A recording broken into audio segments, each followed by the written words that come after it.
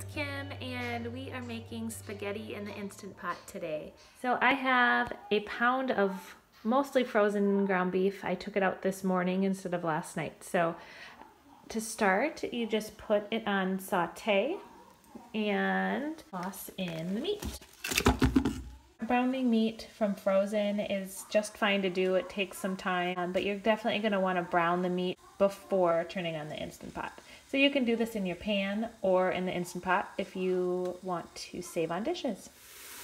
When you're browning meat from frozen, just flip it every couple of minutes and then scrape off the cooked layer and then flip it again. It's kind of a tedious process, so it's definitely better to thaw your meat first, but if you do have thawed meat, this process goes a lot quicker. I wanted to show you guys, if you forget to thaw something out the night before, it's not the end of the world, it just takes a little extra time. Okay, so it's mostly broken up, there's still some chunks.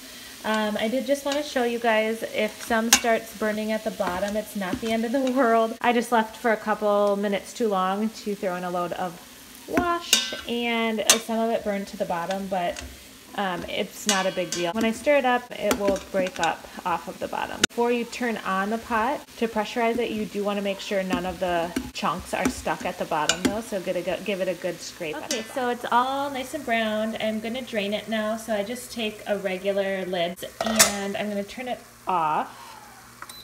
Use oven mitts to hold the pot so you don't burn yourself, and just drain the grease like you normally would. I have a box of noodles here. You can do anything from 12 to 16 ounces. You can use regular spaghetti. If you're using regular spaghetti, make sure you break the noodles in half or thirds before you put them in. So you put the dry noodles on top of the meat and make sure they're nice and even and flat at the bottom. And then you put the sauce on top of that. A jar here of pasta sauce, 25 ounces, just a regular sized jar of pasta sauce.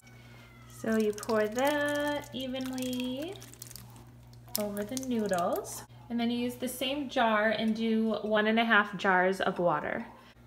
With water, and I just pour that in. Time to put on the lid. I'm going to do manual, make sure it's on high pressure for 8 minutes. And make sure it's set to sealing, not venting. Okay, and then we wait. So the timer went off and I am releasing the pressure. Okay, so that took about 5 minutes for all the pressure to release. And moment of truth. Ooh. Okay, let's give it a stir. So the pasta's definitely done, and I think it was a success. So here it is, looks really good, and it's hot. And it's hot, yes. Okay, I hope this was helpful, guys. Bye. What do you think, Jade? Yummy.